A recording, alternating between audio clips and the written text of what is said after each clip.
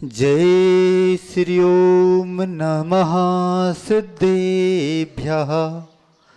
जय श्री ओम नमः सिद्धेभ्यः। मंगलम भगवान वीरो मंगलम गौतमो गणी मंगलम कुंद कुंदार्यो जैन धर्मोस्तु मंगलम सर्वे मंगल मांगल्यम सर्वे कल्याण कारकम प्रधानम सर्वे धर्मानाम जैनम जयतु शासनम जैनम जयतु शासनम। अनंत अनंत सिद्ध परमेष्टि भगवान की, 24 तीर्थंकर भगवान की, आचार्य भगवान श्री कुंद कुंद स्वामी की, गुरु नाम गुरु आचार्य भगवान ज्ञान सागर जी महामुनि राज की, परम उपकारी गुरुदेव विद्या सागर जी महामुनि राज की, परम पूज मुनि श्री 108 विमल सागर जी महाराज की, 3 कम 9 करोड़ मुनि महाराजों की।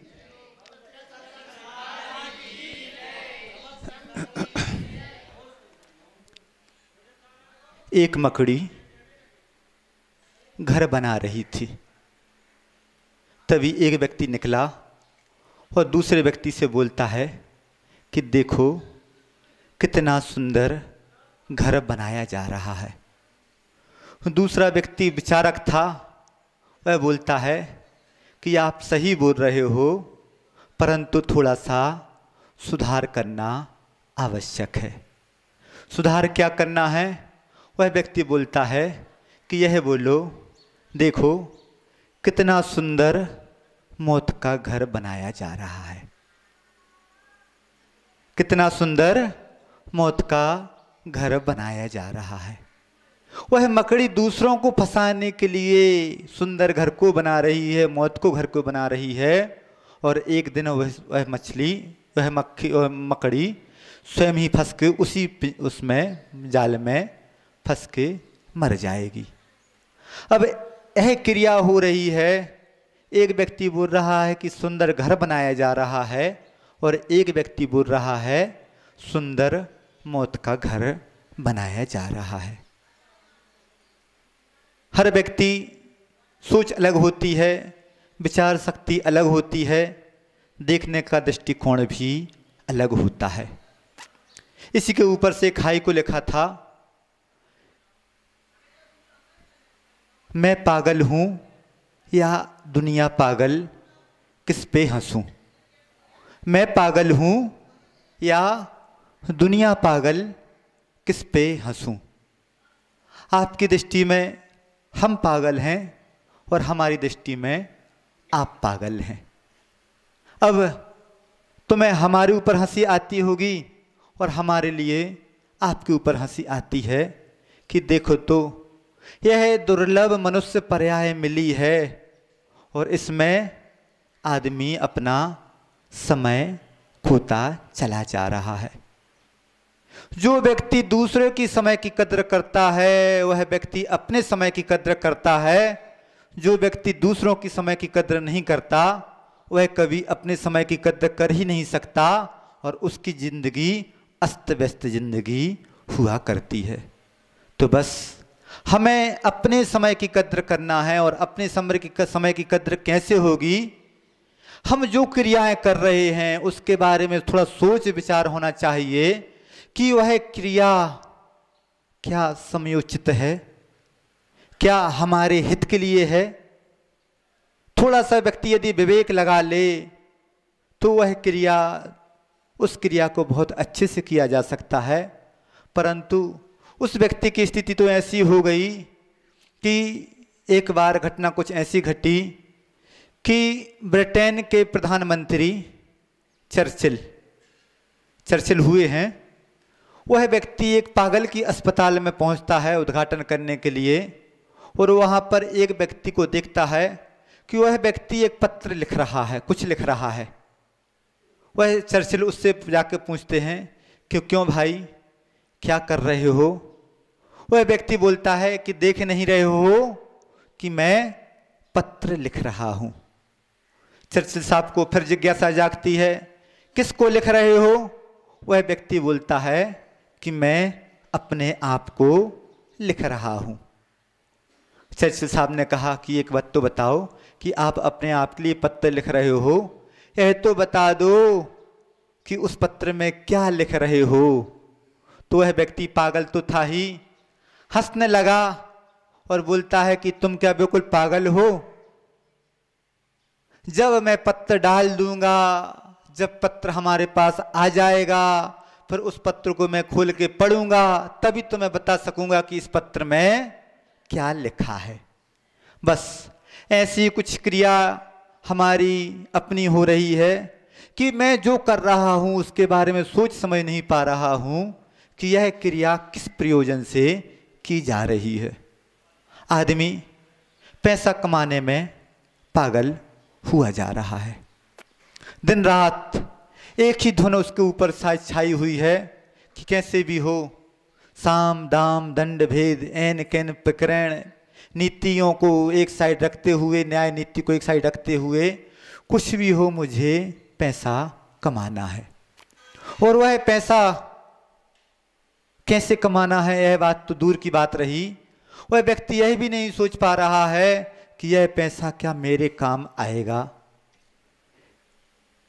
कुछ घटना ऐसी घटती है कि एक व्यक्ति साधु महात्मा के पास पहुंचता है और मंत्र मांग लेता है कि बाबा जी मुझे कैसा मंत्र दीजिए कि मैं जिससे जिंद को सिद्ध कर सकूं। वह व्यक्ति मंत्र दे दिया जाता है, व्यक्ति को जिंद सिद्ध कर लिया जाता है और जिंद आके बोलता है कि बताओ कोई काम बताओ, अब मैं फ्री नहीं बैठ सकता, मुझे कोई ना कोई काम करते रहना है, नहीं तो मैं तुम्हें खा जाऊंगा। वह व्यक्ति जितने काम होते हैं, जिंद तो जिंद है, बेहतर है, हर काम को तुरंत को तुरंत कर देता है। फिर आके बोलता कि कोई काम मुझे बतलाइए। काम बताया जा रहा है, काम सिद्ध कर रहा है। अब उस व्यक्ति का भी दिमाग खराब हो गया कि मैं जितने काम कर रहा हूं वह सब काम सिद्ध कर लेता है, कर देता है, अब मैं इसे क्या काम बताऊं। ऐसी कुछ स्थिति हमारी हो गई कि मैंने, अपन ने, आपने उस जिंद को सिद्ध कर लिया, पैसे रूपी जिंद, बस दिन रात पैसे कमाने में लगे हुए हो, अब पागल हुए जा रहे हो। यदि हम पागल हो गए, पागल तो हैं ही हैं, जब ही तो बोला कि मैं पागल हूं या दुनिया पागल, किस पर हंसूं। आप लोगों की दृष्टि में मैं पागल हो सकता हूं, क्यों हो सकता हूं कि भरी जवानी में भोगो भोग की सब सामग्री उपलब्ध थी, निरोगी शरीर था, सब कुछ भोग अच्छे से भोगे जा सकते थे। परंतु ऐसी क्या घटना घट गई कि सब कुछ छोड़ छाड़ के दुनिया से मुंह मोड़ लिया और यहाँ पर आ गए। कुछ ना कुछ तो ऐसा लगा होगा कि संसार में कुछ भी सार नहीं है। और अब आप लोग जो व्यक्ति पानी का मंथन करे और पानी का मंथन करने के बाद चाहे कि मुझे कुछ सार की प्राप्ति हो जाए, तो क्या कुछ सार की प्राप्ति हो सकती है? कुछ सार की प्राप्ति नहीं हो सकती। तो बस जो व्यक्ति पानी को मथ रहा है उसे हम पागल ना समझें तो क्या समझें, और जो व्यक्ति अपनी आत्मा के सार को प्राप्त करने में लगा हुआ है, संसार से मुख मोड़ लिया है, अब उस व्यक्ति को आप यदि पागल समझ रहे हैं तो आपकी दृष्टि हो सकती है। आचार्य महाराज ने तो मुख माटी में लिखा है कि पागल कौन है? जो व्यक्ति पाप को गलाए वह व्यक्ति पागल है। अब सोच लीजिए कि क्या आप पाप को गला रहे हैं? नहीं, आप पाप को नहीं गला रहे हैं। आपके द्वारा वह क्रिया हो रही है जिस क्रिया का कोई सार हाथ में आने वाला नहीं है। नीतिकारों ने कहा है कि पैसा साधन हो सकता है, साध्य नहीं हो सकता। शरीर साधन हो सकता है, साध्य नहीं हो सकता। आज के समय में व्यक्ति की स्थिति क्या बन गई? व्यक्ति की स्थिति यही बन गई कि पहले व्यक्ति जीने के लिए कुछ कमाता था और आज का व्यक्ति कमाने के लिए जी रहा है।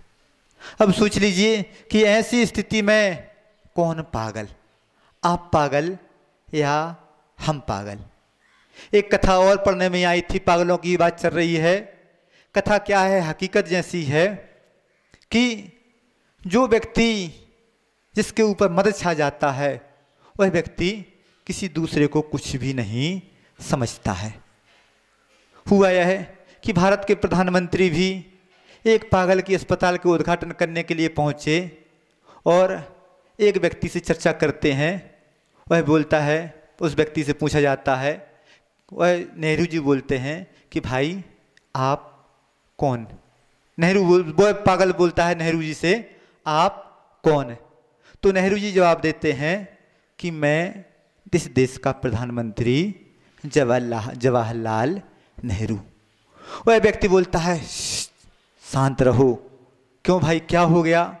वह व्यक्ति बोलता है कि मैं भी यही बोला करता था कि मैं इस देश का प्रधानमंत्री जवाहरलाल नेहरू, और मुझे जेल में इस पागल खाने के अस्पताल में डाल दिया गया। तो सोच लीजिए कि आप लोगों की स्थिति क्या बन रही है। जो व्यक्ति जैसा है नहीं उसका वैसा समझा रहा जा रहा है, और आप अपने आप को क्या समझ रहे हैं।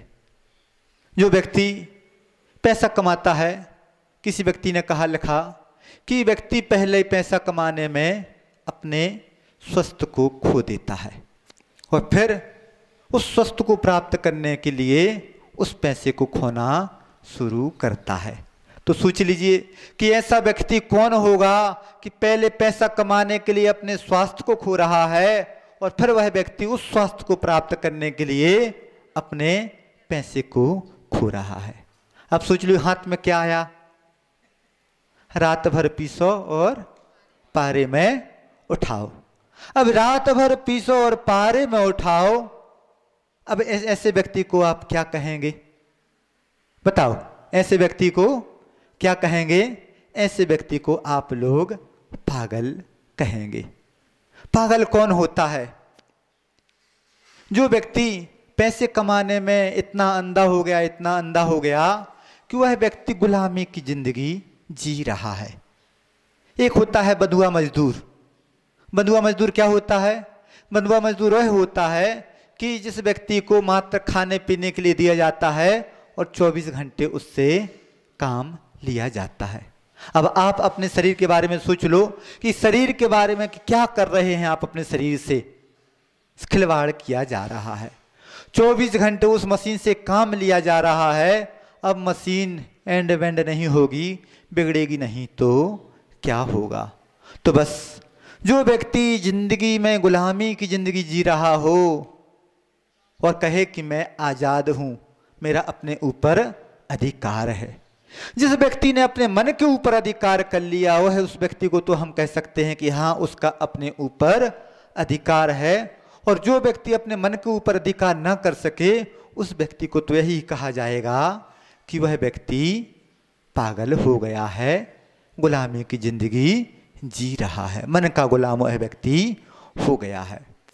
जो व्यक्ति धन के पीछे भागता है, लालच की जिंदगी जी रहा है, उसकी जिंदगी में स्वार्थ ही स्वार्थ है, आकांक्षाएं हैं, आकांक्षाएं, और क्या है उसके जीवन में व्यसन आ गया। कहा जाता है कि जैसे जैसे व्यक्ति की इनकम बढ़ती है, आय बढ़ती है, और वैसे वैसे उस व्यक्ति का खर्च भी बढ़ता चला जाता है। आज के समय में जो भी शिक्षा पद्धति है उस शिक्षा पद्धति में लर्निंग और अर्निंग, क्या लर्निंग और अर्निंग, बस पैसा कैसे कमाया जाता है, पढ़ाई करना है और पैसा कैसे कमाया जाता है यह सब सिखाया जाता है।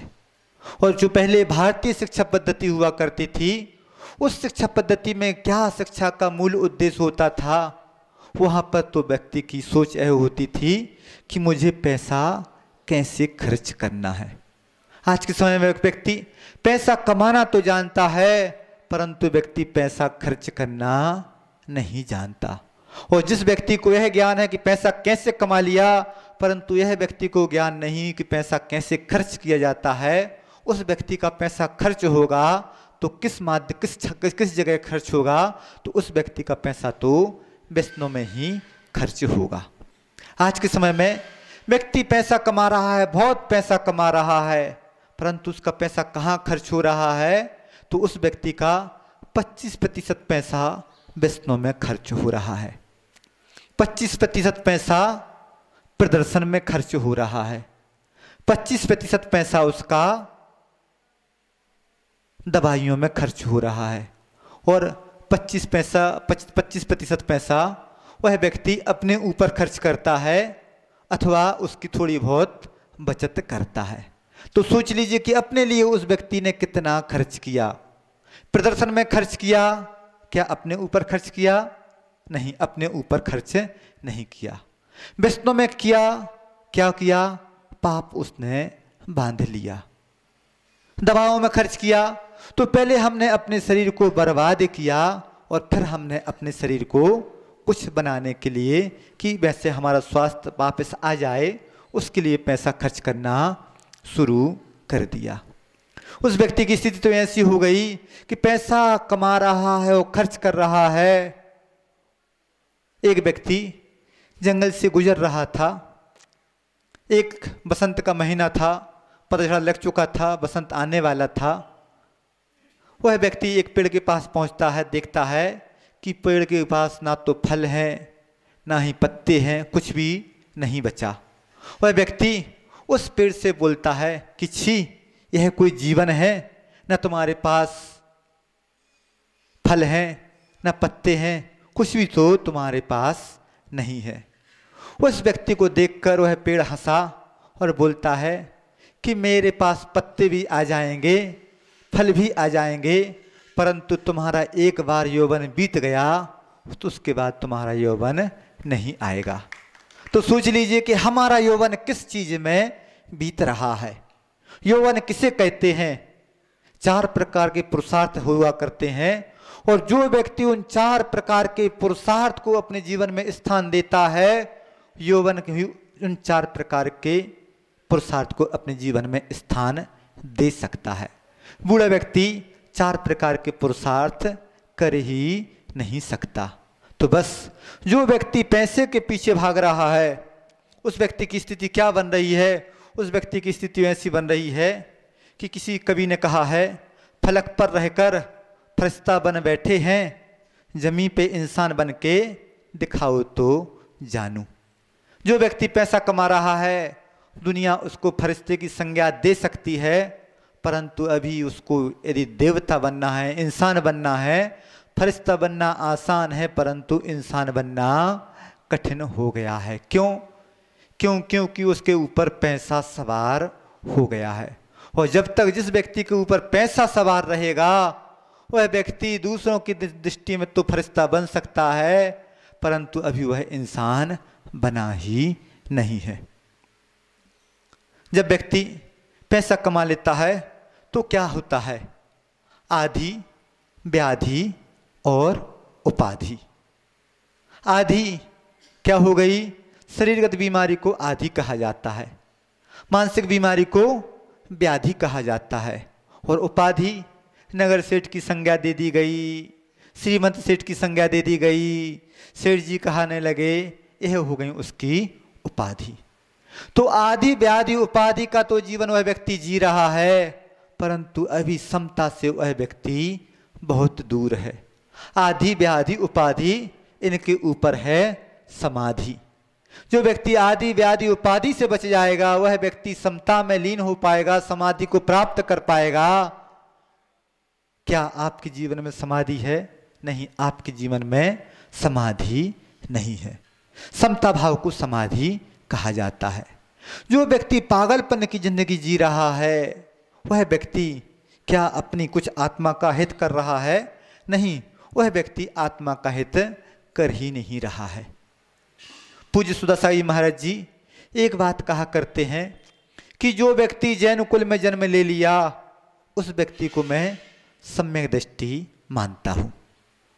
परंतु जैन कुल में जन्म लेने मात्र से क्या वह व्यक्ति सम्यक दृष्टि हो सकता है? नहीं, जैन कुल में सम्यक दृष्टि दर्शन नहीं हो सकता। उसके योग कुछ आचार विचार हुआ करते हैं, कुछ ऐसी क्रियाकलाप हुआ करते हैं कि जिससे लगे कि हाँ यह व्यक्ति सम्यक दृष्टि है। आज का व्यक्ति जैन कुल में जन्म ले लिया, उस मात्र जैन नाम मत लगाने मात्र से क्या वह धार्मिक हो गया? क्या वह सरनेम, जैन सरनेम उसको धार्मिकता का कुछ ऐसा चिन्ह बता सकता है कि यह व्यक्ति धार्मिक है? नहीं, जैन मात्र शब्द से यह नहीं कहा जा सकता कि यह व्यक्ति धार्मिक है। अभी 3-4 माह पहले कोरोना की दूसरी लहर ऐसी छाई हुई थी। उस समय देखा गया कि जितनी कालाबाजारी हो रही है तो उन कुछ नाम आते थे, जैनी व्यक्ति के ही नाम आते थे। जो कुछ इंजेक्शनों की नकली इंजेक्शन बेचे जाते थे उसमें भी नाम आता था, तो जैनी का भी नाम आता था। जो व्यक्ति दुकान खोले पकड़ा गया, किसका नाम आता था? जैनी व्यक्ति का ही नाम आता था। तो वह जैन व्यक्ति मात्र पैसे को ही अपना माई बाप बना लिया है। उस व्यक्ति ने पैसा उसके सिर पर इतना चढ़ गया है कि यदि पहले का बनिया कौन होता था, जैनी कौन होता था? पहले का जैनी छत्री हुआ करता था और आज का जैनी बनिया हो गया है। जैनी व्यक्ति बनिया भी हो जाए तो मान लें कि सही व्यक्ति है। बनिया कौन होता है? जो व्यक्ति अपना नफा नुकसान देखे उस व्यक्ति को कहा जाता है बनिया। अब सोच लीजिए कि ऐसी महामारी फैली हुई है और उस व्यक्ति को उस समय भी पैसा ही दिख रहा है। उस व्यक्ति को यह नहीं दिख रहा है कि जिस व्यक्ति से मैं पैसा कमा रहा हूँ, जिस व्यक्ति के साथ मैं व्यापार कर रहा हूँ, यदि उसके माध्यम से ऐसी बीमारी हमारे लिए हो गई तो क्या वह पैसा काम आएगा? नहीं, वह पैसा काम नहीं आ सकता। देखने में आया कि जिस व्यक्ति का इस कोरोना काल में पुण्य ने साथ दिया वह व्यक्ति तो वापस आ गया, और जिस व्यक्ति ने पैसा तो बहुत है, करोड़ों रुपए भी लगा दिए गए, परंतु जिस व्यक्ति का पुण्य ने साथ नहीं दिया वह व्यक्ति वापस नहीं आ पाया। तो सोच लीजिए कि आज का समय क्या कह रहा है? आज का समय कह रहा है पुण्य कमा लो। पैसा तो बहुत कमा लिया, और जिस व्यक्ति ने पुण्य नहीं कमाया उस व्यक्ति का पैसा किसी काम का नहीं। 10 लक्षण पर्व आ रहे हैं। यहाँ के कमेटी वालों ने आप लोगों के लिए धर्म लाभ के लिए साथ में विधान का आयोजन भी किया है, परंतु अब सोच लीजिए कि जैनी कौन होता है? जैनी कौन होता है? एक होता है भदैया जैनी और एक होता है सदैया जैनी। अब सोच लो कि भदैया जैनी क्या होता है? मात्र 10 दिन के लिए वह भादों के माह में पूजन आराधना आदि करता है। वैसे तो ये 10 लक्षण पर्व साल में कितने बार आते हैं? 3 बार। कौन कौन से महीने में? माघ में, चैत में और भादों में। अब सोच लीजिए कि मात्र भादों में ही पर्व क्यों मनाया जाता है? चैत में क्यों नहीं मनाया जाता? माघ में क्यों नहीं मनाया जाता? तो जैनी व्यक्ति पैसे कमाने में इतना मशहूर हो गया, इतना बिजी हो गया कि उसको यह नहीं दिखता कि मेरे शाश्वत पर्व आए हैं। त्योहार मनाने के लिए व्यक्ति बहुत तैयार हो जाता है, और आजकल के तो नए नए त्यौहार ऐसे आने लगे कि अंग्रेजी शासन की जो देन है कि कोई ना कोई दिन किसी ना किसी प्रकार का डे होता ही है। आज कौन सा दिन है? आज शिक्षक दिवस है। हिंदी में बोलो, इंग्लिश में नहीं। शिक्षक दिवस। शिक्षक दिवस क्या चीज है? किस उद्देश्य को लेकर मनाया जाता है? तो ऐसा व्यक्ति जिसने अपना पूरा जीवन शिक्षा के लिए समर्पित कर दिया, ऐसा व्यक्ति जो शिक्षक होते हुए इतना विकास करते हुए देश का प्रधान राष्ट्रपति बना, ऐसे व्यक्ति के जन्मदिन के उपलक्ष्य में आज शिक्षक दिवस मनाया जाता है। अब सोच लो कि उस व्यक्ति ने तो अपना जो उसका उद्देश्य रहा उस उद्देश्य की प्राप्ति कर ली, परंतु गुरुजी मुनि महाराज आपसे बोल रहे हैं कि आपके जीवन को अभी एक उद्देश्य है। उस उद्देश्य को लेकर यदि आप कुछ कार्य कर रहे हैं तो आप जैनी हो सकते हैं। 10 दिन आ रहे हैं और 10 दिन में भी यदि दुकानदारी ही दिखती रही तो सोच लीजिए कि हाथ में क्या आएगा। ऐसा कहना चाहिए कि आपसे अच्छा तो वह मुस्लिम व्यक्ति हो सकता है कि जो व्यक्ति यदि जुम्मे की नमाज का दिन है तो वह व्यक्ति अपनी दुकानदारी छोड़कर उसके प्रति समर्पित हो जाता है। रमजान का महीना है तो उसके लिए भी वह समर्पित हो जाता है। परंतु आज का व्यक्ति यदि 10 दिन का धर्म का साधन मिला है, 10 दिन मिले हैं धर्म करने के लिए और उन दिनों में मात्र दुकानदारी में लगा रहा तो बस वो क्या बोलेंगे, वही बोला जाएगा कि उसके ऊपर पैसा सवार हो गया है। उस व्यक्ति को अपना हित अहित का ज्ञान नहीं हो पा रहा है। वह व्यक्ति समझ नहीं पा रहा है कि मेरा हित कायम किस वस्तु में है।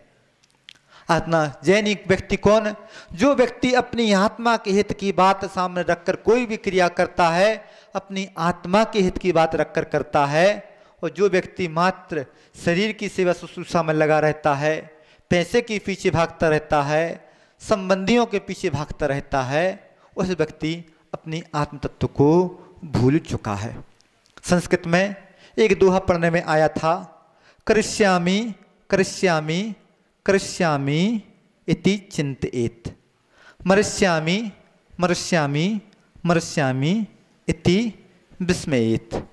मुझे कुछ करना है करना है करना है, इसकी तो उस व्यक्ति को चिंता है, परंतु मैं मृत्यु के मुख में जा रहा हूँ, इस बात को वह व्यक्ति भूल चुका है।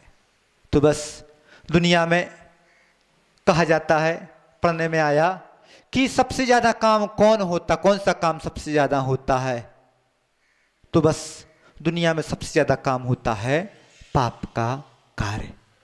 पाप का काम करने के लिए पूरी जिंदगी डली हो, कर भी रहे हो, अभी पुण्य कमाने का अवसर आया है, उस अवसर को यदि खो दिया तो बाद में पछताना पड़ेगा। पछताना नहीं है, अपनी आत्मा के बारे में सोचना है। ऐसे पागल बन जाओ कि जो मात्र अपनी आत्मा के बारे में सोचता है। आप लोग तो ऐसे पागल बने हुए हैं कि मात्र धन के पागल बारे में सोच रहे हैं, उसी में पागल हुए जा रहे हैं। तो ऐसा धन किसी काम में नहीं आएगा। जिस व्यक्ति ने पुण्य कमा लिया उस व्यक्ति के पास अपने आप धन संपदा बढ़ती चली जाएगी, और जो व्यक्ति पाप से धन का अर्जन करता है तो बस जैसा कहा गया कि घूरे के दिन भी बदल जाते हैं, इसी प्रकार से कहा जाता है कि पाप का पैसा आपके जड़ मूल को भी खत्म कर कर आपको एक दिन कंगाल बना देगा। पाप पैसा खूब कमाया परंतु पाप से पैसा कमाया तो वह पाप का फल तो भोगना ही पड़ेगा। ऐसा नहीं कि पैसा चला गया पाप चला गया, नहीं, पैसा चला जाता है जब पाप का उदय आता है, और जब पाप का उदय आता है तो पाप ऐसा बढ़ता चला जाता है, ऐसा बढ़ता चला जाता है कि उस समय व्यक्ति को लगता है कि मैंने क्या किया। उस समय नहीं सोचना, समय सोचना है कि मुझे क्या करना है। बस सोच तो लेते जो मैं कर रहा हूँ क्या वह सही है। बस इतना बात ध्यान में रखते हुए कोई भी क्रिया करोगे विवेक के साथ क्रिया होगी, अन्यथा तो पागलों की क्रिया हो रही है। पागलों की क्रिया होते होते जीवन बीत जाएगा, हाथ में कुछ नहीं आएगा। आपके हाथ में कुछ आए, धर्म आए, पुण्य आए, इसी भावनाओं के साथ अहिंसा परमो